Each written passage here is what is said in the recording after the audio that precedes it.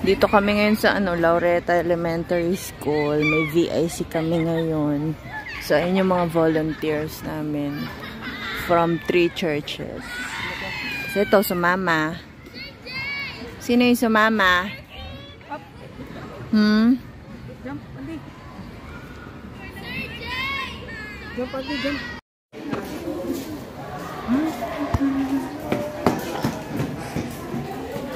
BBIC na si Japs. Yes, nga kung taon una ng mga values ko sa kubalikan, I will be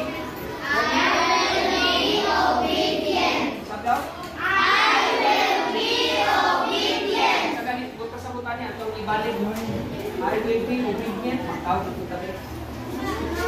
Sina sa children sa uban. Kay, una sa tanan, wala pa man yung muling abot anak na, wala pa ko nagsaksi. Isipon lang ninyo na wala pa po sa inyong time. Time pa ito nila. So, ano lang na? Yung mga tawag ani, yung mga yung lola, wala niya kalimtino. Mong gi-apply niya atong values voice number 3. Unsa ganito atong values voice number 4, sorry. Sige daw, ready? Ibasa, ready, go!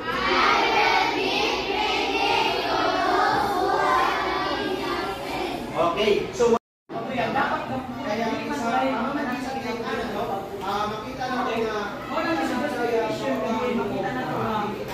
panimawalan ang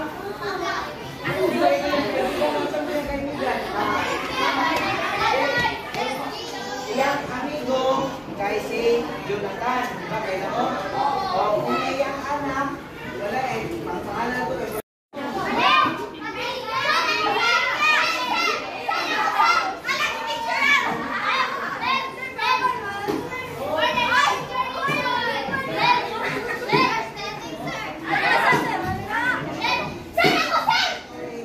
Hindi. Pakita mo. Oh, liit ng koko na to. Cute. Dito na kami sa labas. Uwian na yung iba. Sila na lang yung natira, mga may BIC. Mga 30 minutes lang man silang turo. Ganyan. So, sa isang buong building sila lahat ng tuturo dyan.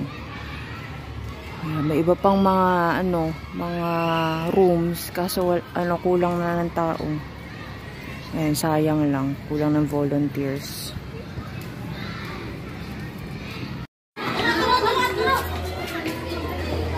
Pwede na maiwan to si Andy, ikipag-usap sa mga ate niya. Naman niya kilala.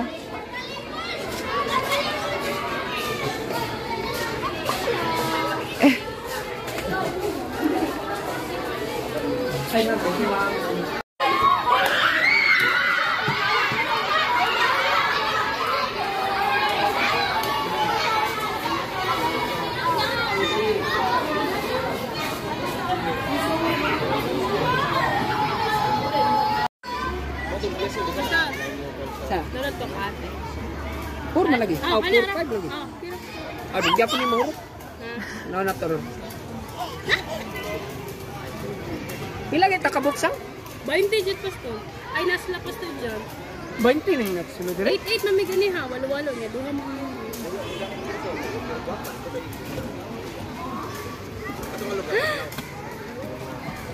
Ay! Wala kayo mapalit anino. Grabe na ito.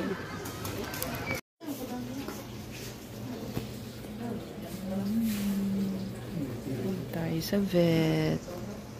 May nagsusukan ng dugo.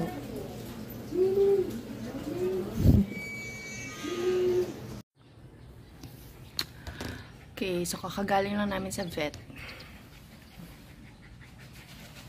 Ayan.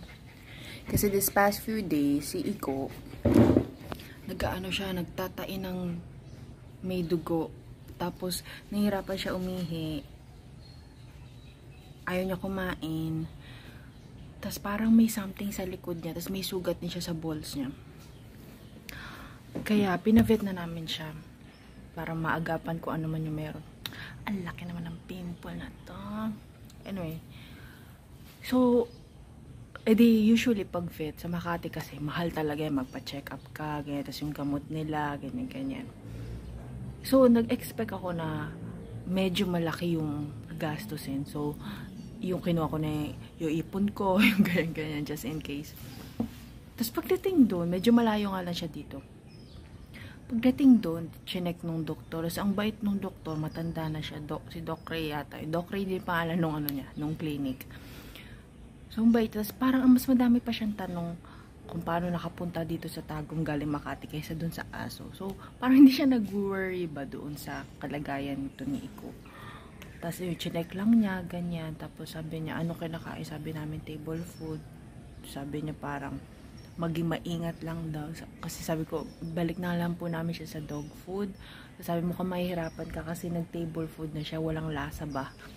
So, yun, siguro, tanggalan na lang ng ibang spices kasi syempre sa Aso, bawal po ang sibuyas, bawang, yung mga ganyan-ganyan. So, ang naiisip ko is atay nga lang. Bumili naman ako ng atay para sa kanya. Pero parang niluluto din nila dito para sa tao. Pero dapat yun sa Aso. So, yun. So, pag-isipan na lang namin para siya makakain mabuti.